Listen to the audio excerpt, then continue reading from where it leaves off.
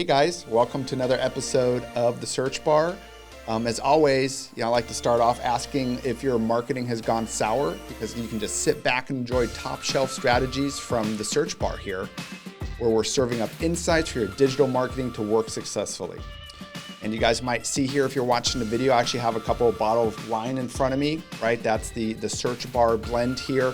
But don't worry, I'm not drinking on my own today. I actually have a guest. And for today's episode, I'm joined by Nathan Bachynski, who's the Partner Success Manager at Criteo, to discuss the future of data privacy and the similarities between coffee and wine. So you don't want to miss today's episode. So welcome, Nathan. Thanks for joining us.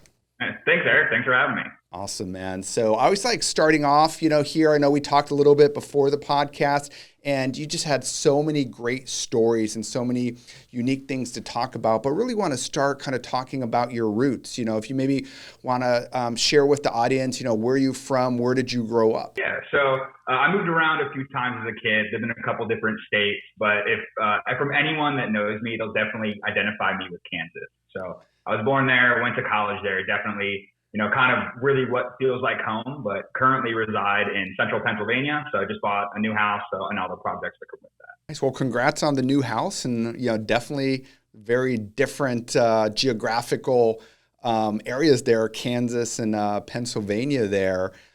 So with the new house, I'm sure you got a lot of work there, but I'm sure, does that leave time for anything else? Do you have any other passions or anything else that keeps you busy? So passions, I have more than probably any person should. I just, it's history, music, travel, anything nerdy. I'm always all about that. But over the past few weeks, there's definitely not been a ton of free time. I can imagine. Absolutely.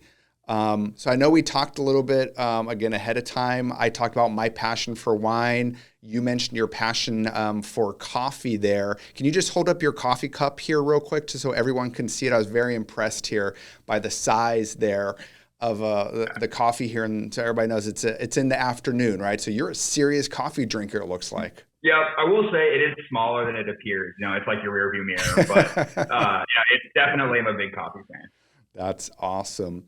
That's so cool. Well, this is a digital marketing podcast, so obviously have to ask, how did you become interested in data and digital marketing, where you're really working now? Yeah, so I guess I'll kind of start back with college. I actually got accepted to college as an athletic training major, decided that I didn't want to do that long term, so I was like, I'm going to be a lawyer. And so I Googled the degrees that have the highest percentage of students getting into law school, and my college had it. So I was like, I'm going to do that. And it ended up being very similar to marketing. And then once I took a few courses, I knew that's where I wanted to stay. That's awesome. So cool. So you already kind of knew what you wanted to do kind of through education, through college, and then just kind of getting into that. So where did you kind of get your first job out of college? What did that path kind of look like for you? Yeah, so my very first job wasn't technically out of college. I started my career as a senior, so I was working full-time while still going to school, so that was a little bit tricky. But the first one where I really, cut my teeth in data and saw the value of that was when I was working in an agency that's a little bit north of Philadelphia called All About Communications. They specialize in food and beverage, consumer packaged goods, but particularly with helping legacy brands, kind of turn themselves back around in, current times. So it really was seeing how we can work with these brands, rebuild that status in front of consumers, and digital was a really great way to do that. But at the same time, we had to really help show them what the value of that data was, really telling that story, because, they're very used to these traditional targeting methods. So introducing these new things is always going to cause a little bit of hesitation. So it really showed me there the ability to not only understand the data, but translate it to people that aren't necessarily data savvy or data folks. It was really something that stood out to me. Yeah, so that makes sense. So that's really, it sounds like, where you recognize the importance of kind of data in digital marketing there. So just curious, do you have any maybe one actionable item you see come up consistently with your current work where you're focused on data and digital marketing? Yeah, definitely. The number one thing that I see is really developing what is an insight. So what I mean by that is anyone can report the data. Your return on ad spend was X, your click-through rate was Y, but what insight can you pull from that to actually drive some sort of decision making? Are there commonalities between audiences that you targeted that boosted sales? If your ROAS was down year over year, what internal or external factors may have played into that? The data is always going to tell you exactly what happened, but it doesn't give you the full story. So being able to translate that and really see, what value can create there. Yeah, no, I mean, that's so important, right? So anybody can pull data, anybody can collect data, right? We know that. Well, let me take that back, so there's still, I see a lot of times, I do see a lot of errors where, hey, the tracking tag, the tag manager isn't on every page or it isn't set up correctly. So let me take that back. So there still is a little bit of an upfront work and science that needs to get done in order to collect data accurately. But in theory, everybody can collect data if it's set up correctly, right? Mm-hmm. But you mentioned the insights, what you're actually learning from that data there. And you gave some great examples there, looking at who you're targeting, the audience, and kind of other factors as well. Do you have any tips or tricks of how you get into insights? It seems like that's you've been doing this for a long time. So I'm sure you probably started pulling data. And one thing that I noticed is even when I was a junior first starting out, when I was pulling data for other people, I would start thinking in my head, like the insights, of like, hey, this looks different than it did before. Why is it like that? And just kind of curious, how your kind of mind works and kind of any kind of tips or tricks you have there. Yeah. And you actually kind of already said, kind of what my first one would be. And it's kind of just a basic logic check. You pull the data and something either does or does not make sense. Mm-hmm. So especially when you're working with data for a long time or similar data sets, you'll notice when something starts trending a little bit different. Is it going up? Is it going down? And then looking into what are the factors that change to see, was it even things like seasonality and going back to those audiences. So really just starting to see, where do we see variations or why does something just feel wrong? It really is a big trust your gut thing. Yep. Because you really can just say, this is what the data says, this is the story. But if something doesn't feel right, more often than not, something's wrong along the line. That's a good one, right? And that's so important, for anybody listening out there. If you're just starting out in digital marketing, is trust your gut, right? Like just look at the data, and if it doesn't make sense, there's a reason for that, right? And that's where I think a lot of times where insights come from is just following your gut and kind of going down that rabbit hole, maybe even, and looking at things. So that's a good one there. So thank you for sharing that, Nathan. Of course. Yeah, cool. Any others there? Tips and tricks for pulling insights? Yeah, so it's really, you have to understand what the goal is.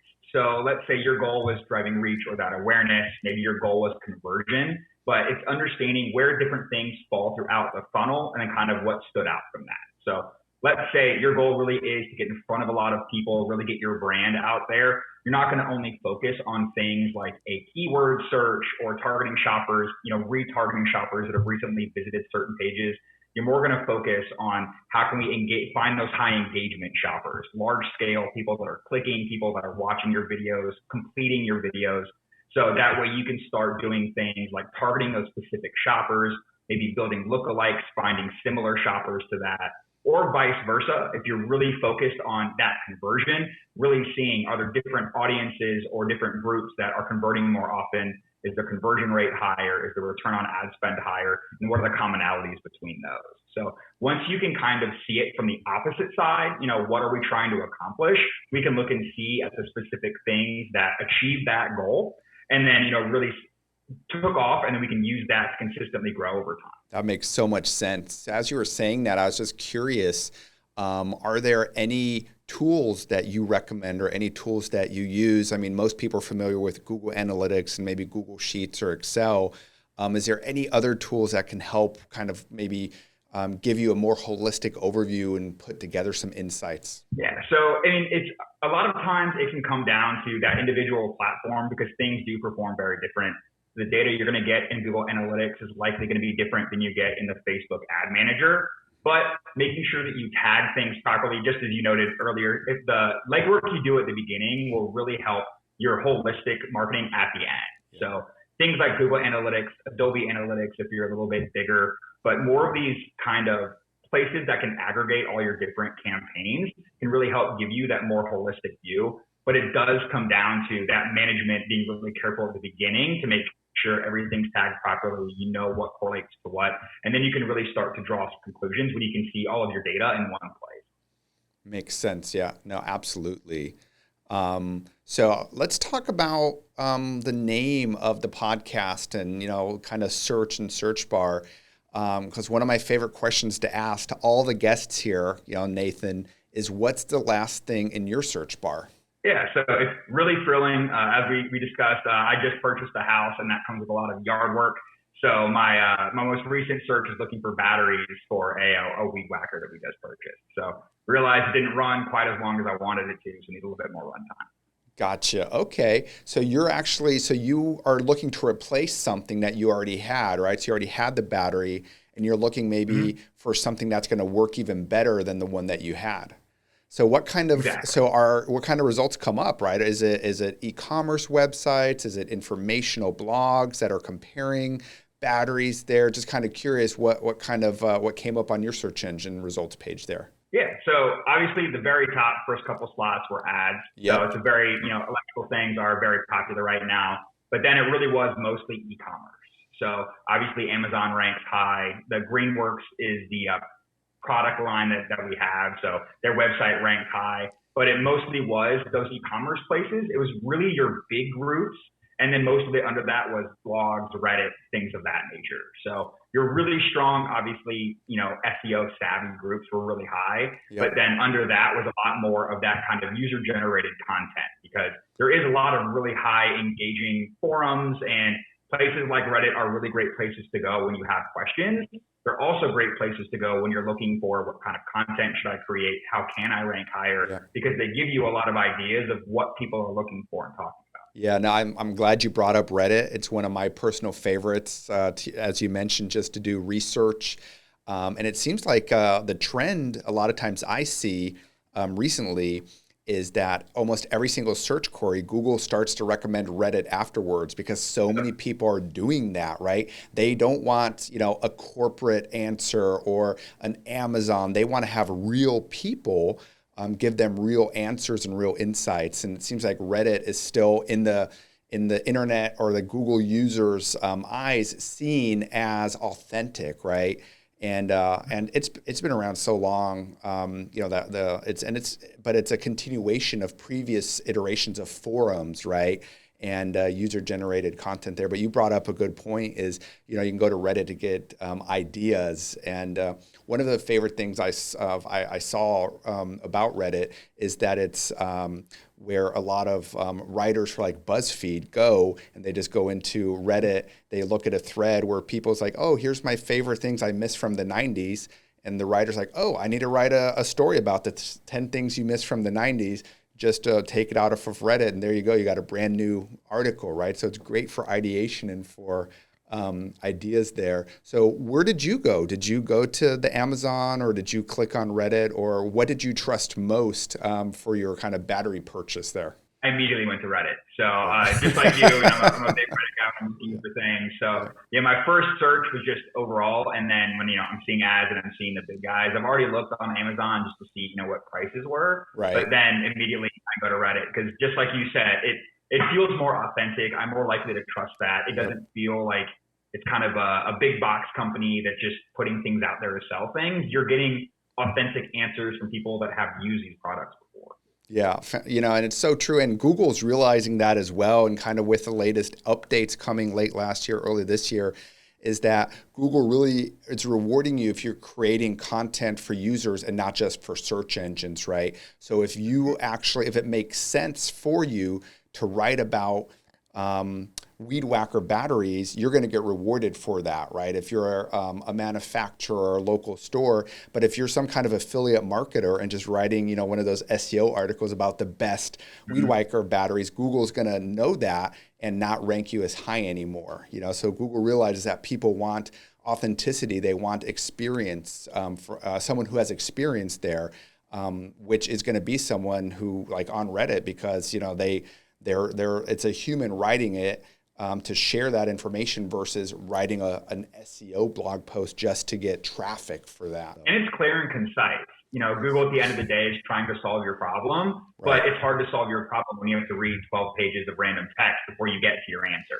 Oh my So that's gosh. another way where Google's able to see, here's your question, here's your answer, and it makes it really, really easy. Yep. You're so right. I cannot tell you how many times I've looked up for a recipe, right? And you find some random blog about the recipe and it's 12 pages of how they were hiking in Barcelona on some with some kind of European trip, and during that trip they stumbled upon this recipe, right? And I'm like, I don't want to have to go through all that. Just give me the recipe at the bottom, and then there's ads and videos and all kinds of stuff all flying in there. That doesn't matter. I just want to know how to make a grilled cheese, the best grilled cheese sandwich possible. I don't want to read your entire life story. So it's so true, So I'm going to shift a little bit here to the section Barrels of Wisdom, because I know you have a ton of it.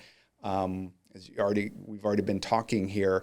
And I know data privacy is really important to you. It's something that you're really knowledgeable on, and it's constantly evolving, right? And so I think it'd be really cool if you could share kind of what you've seen there, what changes of kind of having third-party data versus first-party data, your own data there, because it's still such a new and evolving field out there in digital marketing. Yeah, and I think one of the biggest differences that I've seen is just the growth in transparency. So when you look at groups like a Google or a Facebook, these big advertising engines, they black box everything. They can tell you, someone's in market for lawn care, or they're interested in a new type of car, a certain brand, but you don't know what signals trigger that. You don't know if they visited a site. You don't know if they've searched those terms. You don't know if they've purchased it in the past. So when you leverage your own data, you know what these shoppers have done. You know what of your products they've purchased, you know what they haven't purchased. So you can even decide, we know they bought this product, let's start talking to these folks about a different one, expand that share of closet, share of wallet, things like that.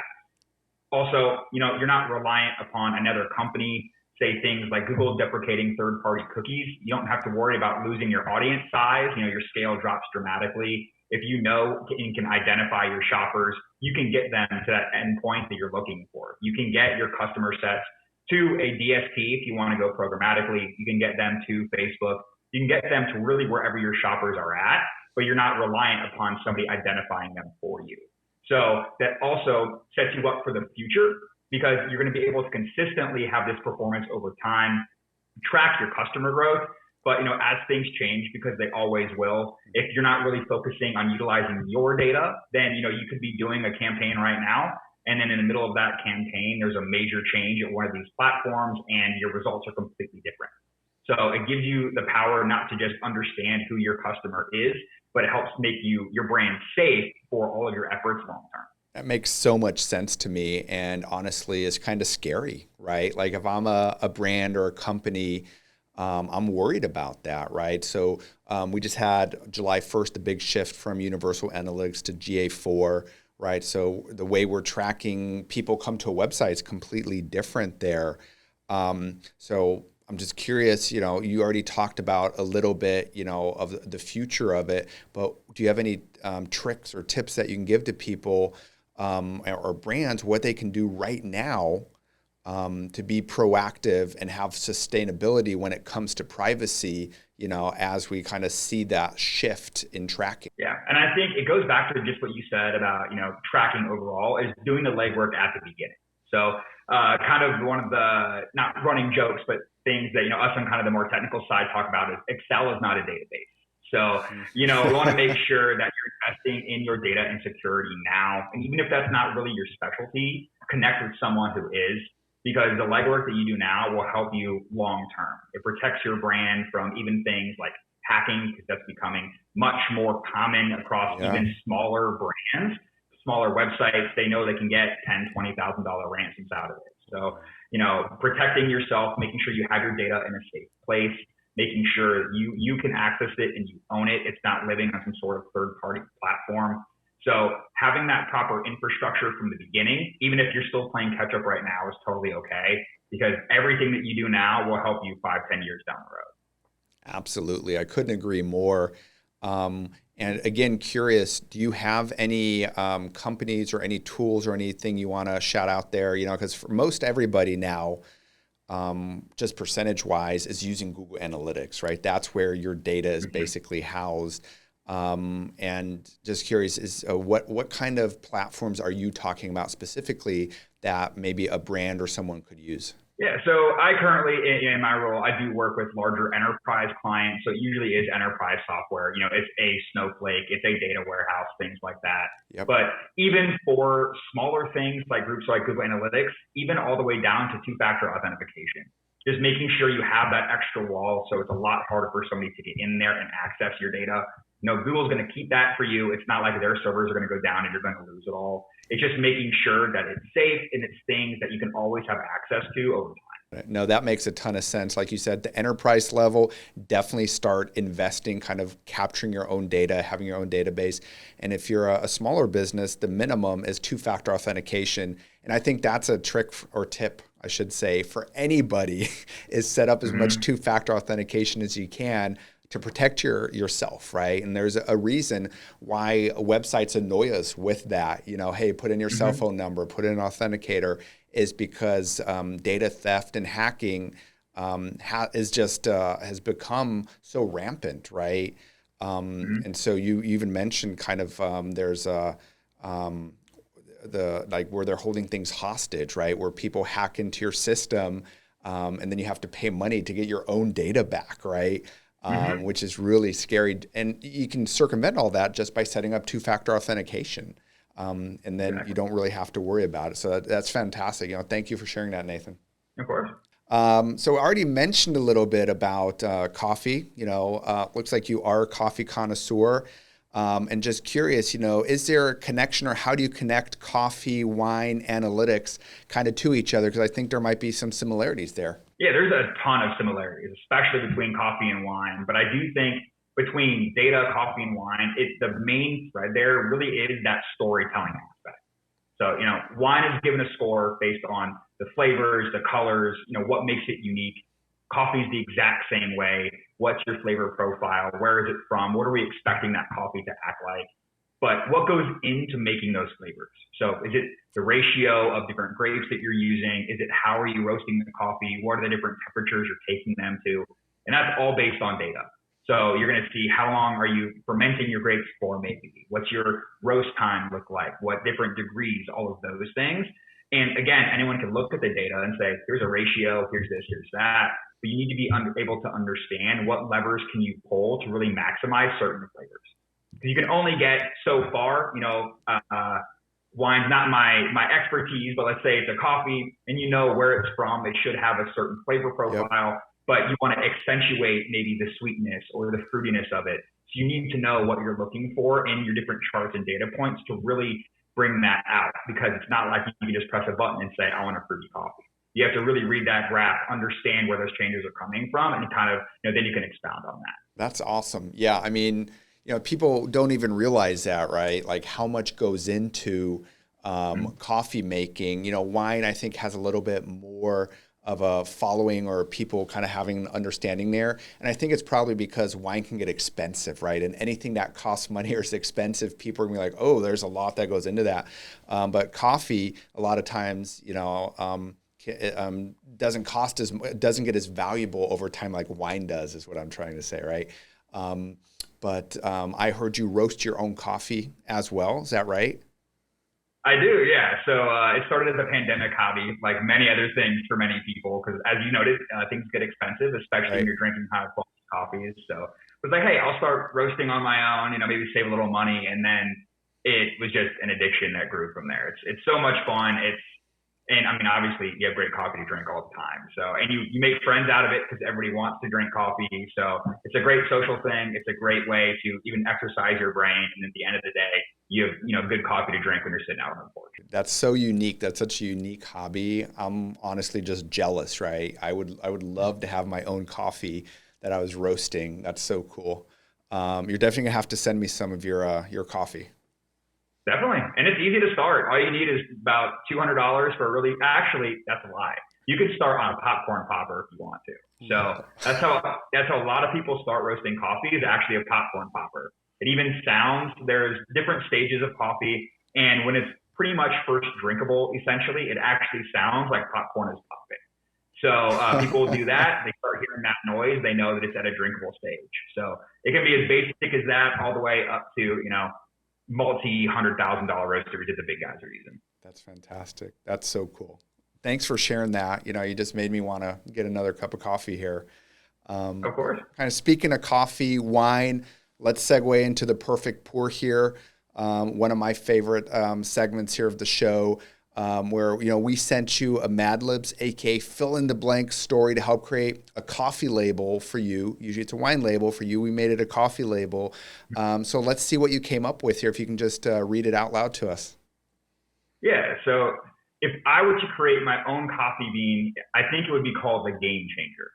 Nice. And my coffee would have two key ingredients, which are curiosity and positivity. And this blend is really best for people, and I know that might be a little bit of a cop-out, but people who want to make an impact on the world, even if they don't know how to do it yet. And that's something that I kind of resonate with. That's also why I gravitated to coffee. I know I want to help people. I just don't know how. So, and I do say that these two are really important because they're the two main traits I've seen that set folks apart. Now, if you're curious, you always want to know how, you always want to know why. That just innately shows people that you care.